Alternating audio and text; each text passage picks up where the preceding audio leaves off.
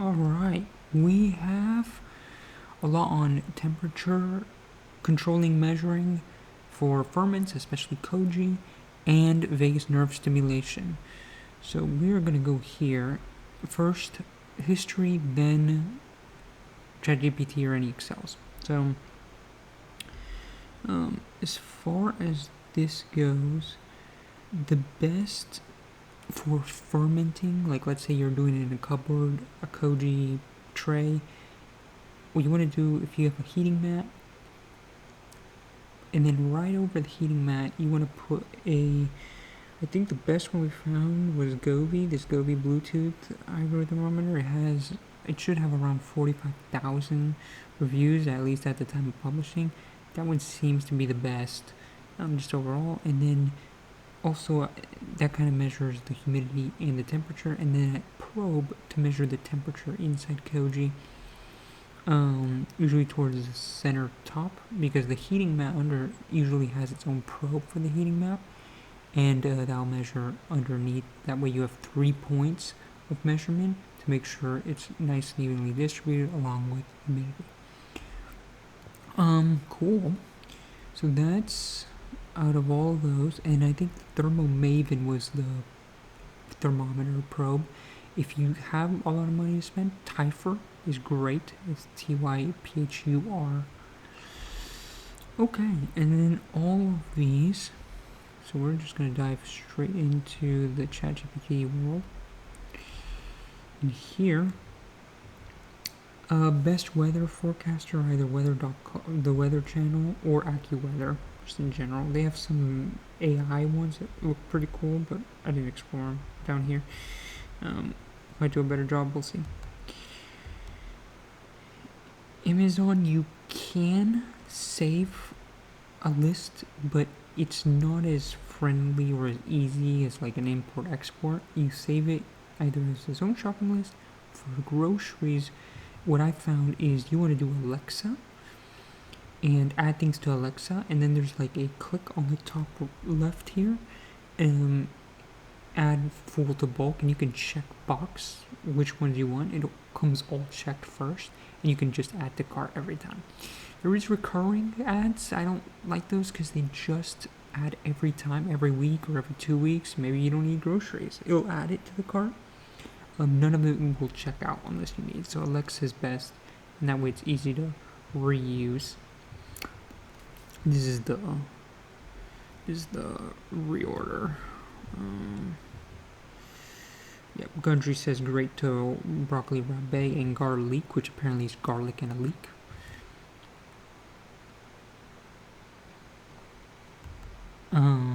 What is this? This is a water kefir recipe.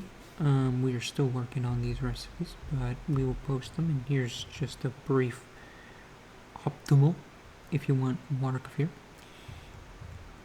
which is awesome. And then Koji ratios. So pretty much it's going to be 30% anywhere to 50% of your solids. So Koji, 30 to 50% of the solids. And things that are like legumes will require more Koji, things that are more protein. And then things that are, yeah, that's pretty much it. And apparently for salt, a lot of YouTubers are always recommending a ton of salt. It says 2 to 3% for maximum diversity. It's also the riskiest, going really low salt. So keep that in mind. Also, if you go low salt, usually there's high Koji. So low salt is high Koji's fast ferment, whereas high salt is lower Koji and a longer ferment. There's just a correlation, which is pretty cool. You can't reliably, although some have, use Koji rice as Koji starter. There might be some spores at the end of the Koji life already starting, and that's why it might work. But usually you just want Koji spores. So you either let the Koji go to 72 hours and then it turns green and use those spores, or inoculate it with some safe starter culture. And here, the best one seems to be Shirayuri for diversity and CFU. This one's still more protein based, and this one is definitely more starch based. And they're all on Amazon. That's why they're there.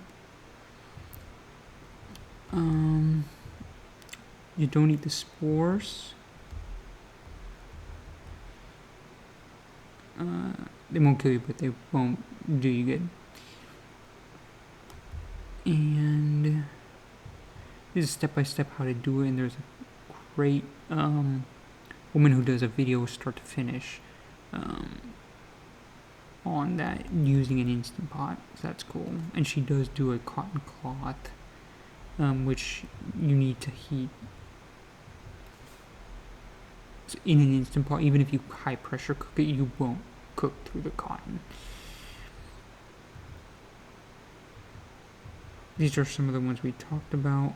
A heat map doesn't give you that graph over time, these heat pads by VivoSun, but these thermometer probe, or let me see if they have a photo of the one that's best. It's not this one, but they have another Gobi one that does give you kind of this graph-like range. And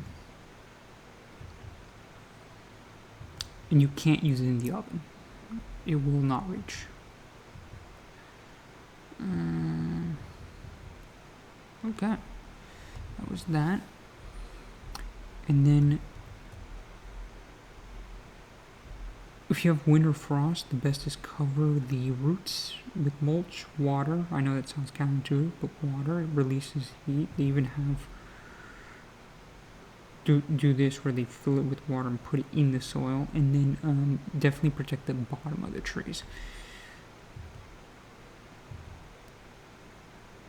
Okay, and if you ever have after a meal or right after a meal, you start to have like stomach getting tight, spasming, things like that, the best summary from all of this is you want to do vagus nerve exercise. You want to retrain the nerves and your nervous system over months, but you can see effects immediately, like on the second, or at least on the 30 seconds a minute, and it'll start to become less and less and pretty much go away is what most people say. So the good news is this is for pretty much any stomach problem, even things like gastroparesis. Most of it, we can cover it now. Most of this, like if you do diet, which goes into vagus nerve, also ties into glycemic controls, also addresses this point, and mostly this because a good diet does include prokinetics, and then vagus includes all of these, or just all of those. You pretty much nail top line treatment for gastroparesis. And if it's not, which most of the time it's not, vagus, including the diet, does address it, and we're going to go into that. Now, this is where dyspepsia does not mean gastroparesis usually.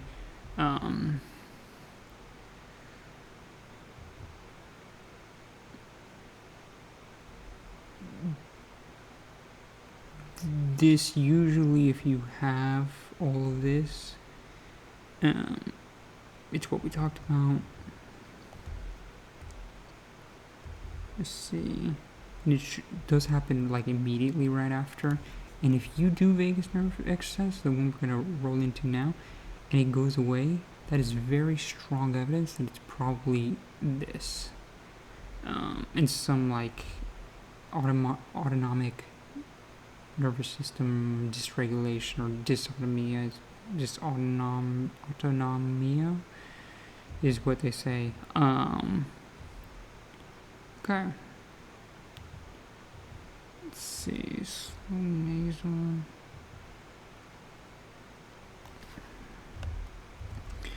Okay, we will make it through this.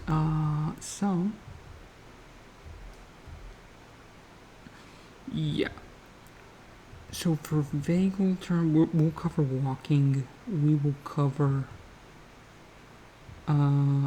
most pictures you're going to use, if you don't generate by AI and it's on some site, it's probably copyrighted, so generate by AI is awesome. I'm trying to get through. Oh yeah, so usually if you haven't been sexually aroused in a very long time, or like sexually frustrated, like feeling a sex drive, and you're dealing with this dysautonomia, then you are very likely in a sympathetic dominant state. Because the moment you prepare sympathetic and you haven't had sex in a while, it'll come fast. And with the sex drive, it'll come back pretty quickly. As far as healing also helps when you repair that sympathetic. Not as much as I thought. It's usually about a third to half more. It's good. Okay, and we'll cover this. What works best in comparison with empirical data. HIT does not work very well. The music does. Anything that sounds slow and ambient, we'll get to that. And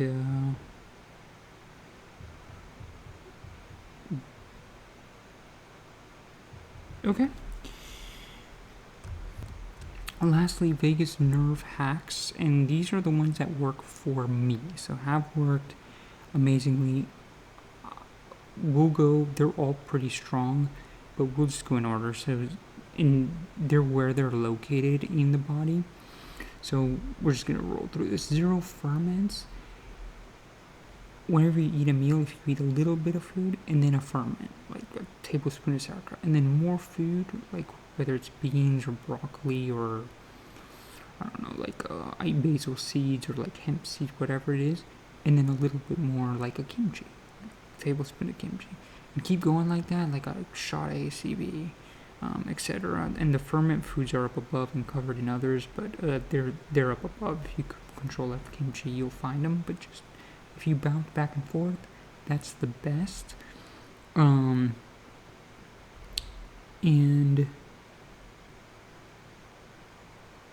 Dragon is a way here that I measure how much relaxed I am. It's just in how effective it is at working. That's just a code word. Feel gut pleasure. Yeah, and if you eat a lot of ferment foods, you actually feel. If you've ever had problems with digestion, it will make you feel very, very good down there. So, like belly button area around. Eyes far. Okay, so this is eyes far side to side slowly, so very slowly like that. The farther the better, and the slower, not too slow, but around that pace. C1 nerve glides are, and a lot of these were from videos, so shout out to so much help coming from so many individuals on YouTube. And actually, we are going to do this so you know the titles and you can see the ones I went through. C1 nerve glides are when you go back, left, and then like that, and then down again, and you keep doing that. The more you can go slow, the better. Like around 5 of those side to side, both sides. Vagal massage, that's going to be anywhere here, here, here, and you want to do this very slow, very light, but you'll feel it. You'll feel kind of everything you don't want to pass out, but before then, just go light. It doesn't take much. Forefinger claw light graze downwards. Literally, you do this and you start at the apex. I don't know if you can see it, but it's like right here. It's right under your sternum. It's where their hole is. And you do a forefinger claw, like almost like a light massage. Almost like you're grazing, but you go downwards, all the way down as much as possible. Over and over. Sometimes with both. And I don't know why it just flans out the stomach. If you're especially tight, it just flans it out after a while. And you'll release gas if you have gas trapped in there.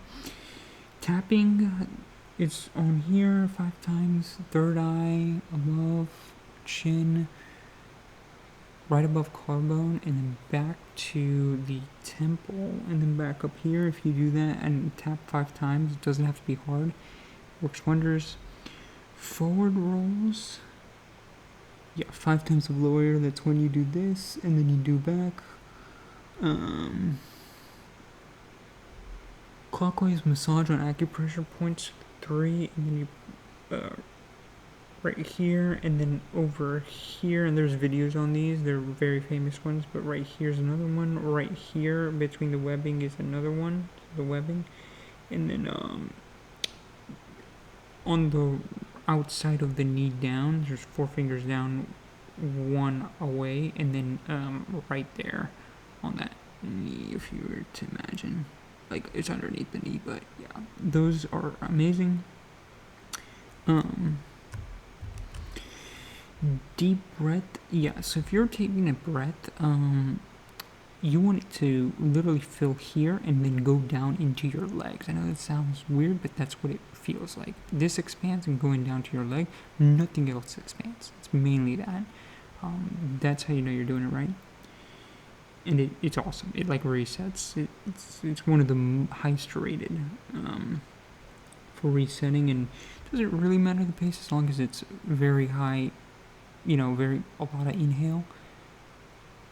Hold or no hold. Sometimes it's inhale, exhale. Sometimes it's inhale, inhale, exhale, and then other times inhale, box, out. For me, I just inhale as much as possible and exhale as much as possible, and it works. Exercise, anything light, like light walking, not HIIT. HIIT can actually reverse fire, backfire. Initially and long term could help. Usually does help, but initially it backfires.